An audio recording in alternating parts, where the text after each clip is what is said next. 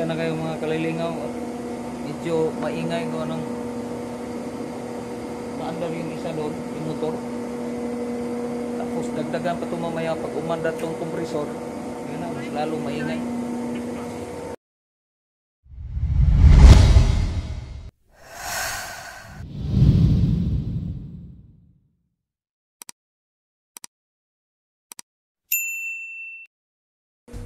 What's up mga kalilingaw, samahan niyo ako at dito pala ako ngayon sa dati kong pinagtatrabuhan na planta, yung printing press. Ayan o, ito yung stock room nila. Maliit na to ngayon dahil nailipat kasi ito eh.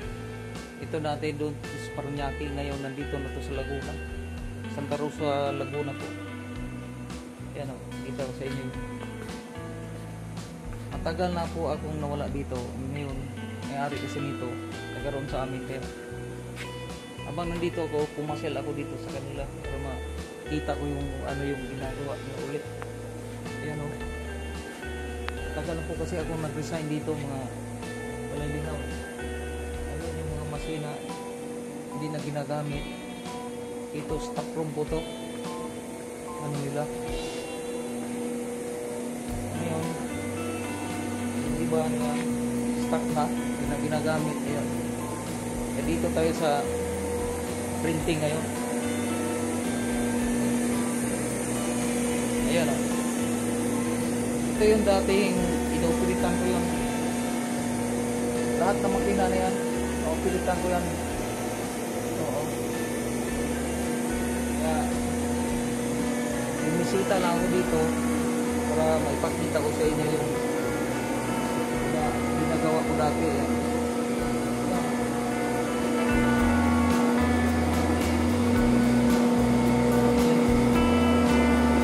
Pang kagaya ng pinta. Ito, tignan mo yung masin.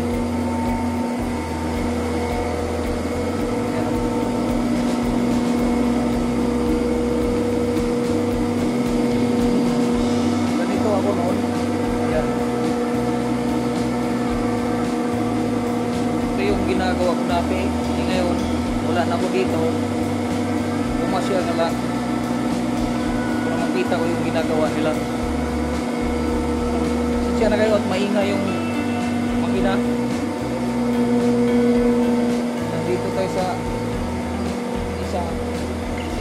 Ito makina na to, 17B ang tawag ko, pangalan yan.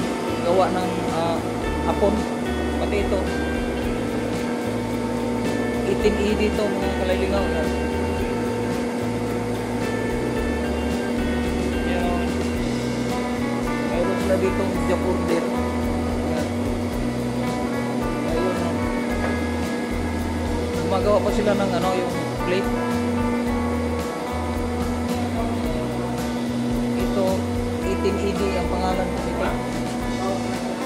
Tapos ito naman isang makina na to, 17CB. Ayan o, 17CB po ang ano ito, pangalan.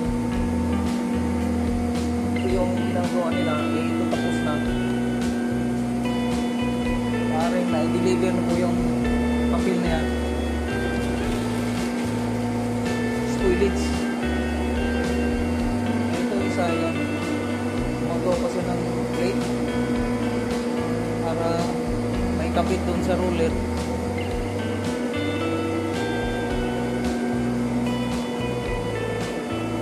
Yung isa naglilinis ko.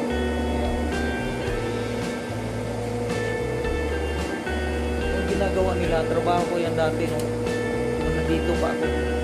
Pero ngayon wala na rin trabaho kasi wala na eh.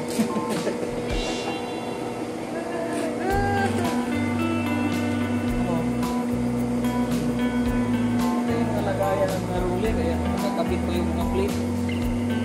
Yung mga ginagawa nila ay hindi na tinatanggal yan. Dami no? Ano? Tapos ito pa. Kaya kagaya ng naruli.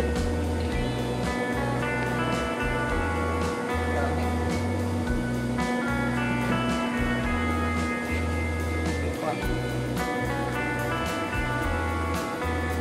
Iba-ibang size yan mga kalailingaw. Tapos ito yung paggawa ng plate nilang kwarto, yung dark room. Yan yung tinatawag na dark room. Sitya na kayo mga kalailingaw. Medyo maingay ko ng maandar yung isa doon, motor. Tapos dagdagan pa ito mamaya pag umandar itong compressor, lalo maingay.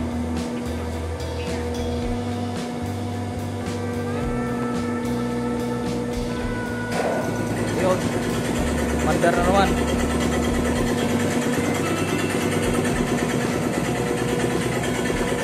Ito yung lagaya ng papel, ruler. Dito pinakapit yung ito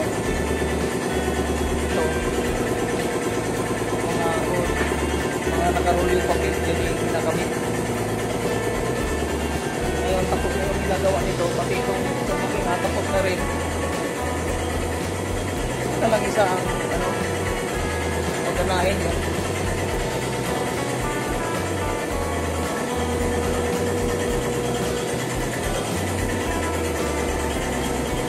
Yun yung mga pinapakita ko sa inyo. Yun yung mga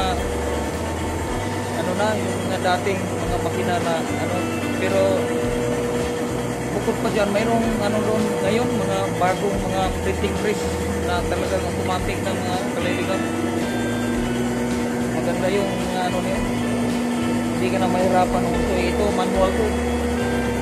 Ito yung kamisi, tawag na kamisi, makina pang nambiring lang kamo.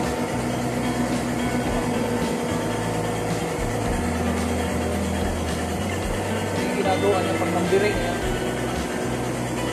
Ayan, ginagawa niya.